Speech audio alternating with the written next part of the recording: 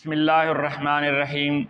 سامعین و ناظرین کرام، آج میں ایک کتاب پڑھ رہا تھا، اس میں مجھے ایک واقعہ نظر آ گیا اور مجھے تو اچھا لگا، انشاءاللہ آپ کو بھی اچھا لگے گا۔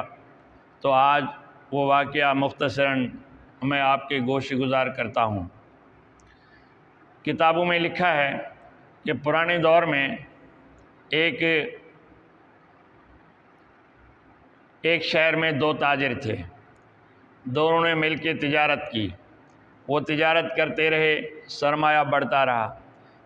ان میں سے ایک دنیا داری کے حساب سے بڑا ذہین تھا، تجارت وغیرہ سمجھتا تھا، اور دوسرا جو ہے تو زیادہ تر عبادات وغیرہ کرتا تھا اور تجارتی معاملات میں کم سمجھتا تھا۔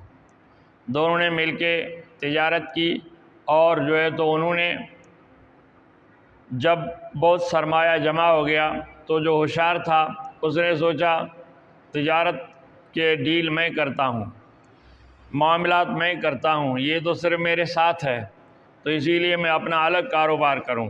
ساتھی سے کہا اب میرا اور تمہارا اکٹھے گزارا نہیں ہو سکتا، اب جو ہے تو ہم الگ الگ ہوتے ہیں، میں الگ کام کروں گا، آپ کی جو مرضی ہے۔ تو ساتھی نے کہا ٹھیک ہے، جیسے آپ کی مرضی ہے اس طرح کرتے رہیں۔ تو پھر انہوں نے سرمایہ جمع کیا اور حساب لگایا، 8,000 دینار جو سونے کے سکے ہوتے تھے وہ ان کے بن گئے۔ 4,000 دینار سونے کے دونوں نے لے لیے، اور جو ہوشیار ساتھی تھا اس نے 1,000 دینار میں ایک شاہی محل بنگلہ خریدا۔ دوسرے ساتھی کو دکھایا تو اس نے دیکھا، کہا کیسا ہے؟ کہا بڑا اچھا ہے، لیکن آخرت کا جو محل ہے، جنت کے جو محل ہیں وہ ان سے اچھے ہیں۔ اور اس نے وہاں سے واپس آ کے کہا یا اللہ، میرے ساتھی نے تو دنیا میں محل خریدا، میں آپ سے جنت میں ایک محل چاہتا ہوں۔ یہ نیت کر کے اس نے 1,000 دینار اللہ کے راستے میں ضرورت مندوں میں بانٹ دیے۔ پھر کچھ دنوں کے بعد دوسرے ساتھی نے ایک خوبصورت عورت سے 1,000 دینار خرچ کر کے نکاح کیا، دعوت وغیرہ، سامان وغیرہ سب کچھ مہر وغیرہ دے کے۔ تو اس ساتھی کو دعوت کی اور بلایا اور کہا دیکھ، میں نے فلان خاندان کی خوبصورت لڑکی سے 1,000 دینار خرچ کر کے مختلف لوازمات میں نے شادی کی ہے، اور جو ہے تو الحمدللہ پہلے گھر لے لیا، اب بیوی لے لی، زندگی آسانی سے گزرے گی۔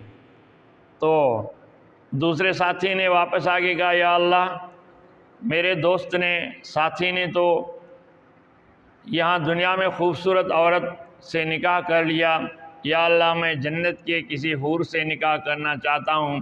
یہ کہہ کر 1,000 درہم اس نے اللہ کے راستے میں خرچ کر لیے۔ 1,000 دینار، درہم نہیں، معاف کرنا۔ تو کچھ وقت کے بعد دوسرے ساتھی نے 2,000 دینار دے کر 2 باغ خرید لیے۔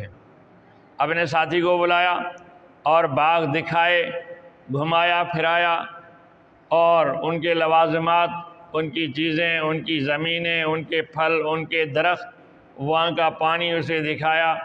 تو کہا کیسے ہیں؟ کہا زبردست ہیں، لیکن آخرت کے باغ تو وہ الگ ہیں، یہ تو دنیا کے چند روزہ ہیں۔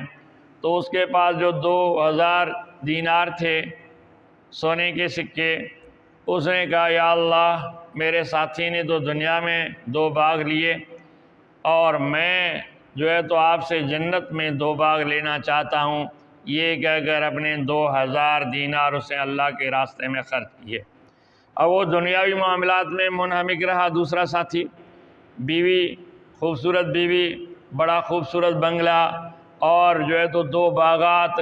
یہ ساتھی جو ہے تو اپنے اللہ کی عبادت میں لگا رہا، اور کتابوں میں لکھا ہے کہ جب دونوں کا انتقال ہو گیا تو وہ ساتھی جو اللہ کے راستے میں جس نے خرچ کیے وہ جنتی بن گیا، اور دوسرا ساتھی جہنمی بن گیا۔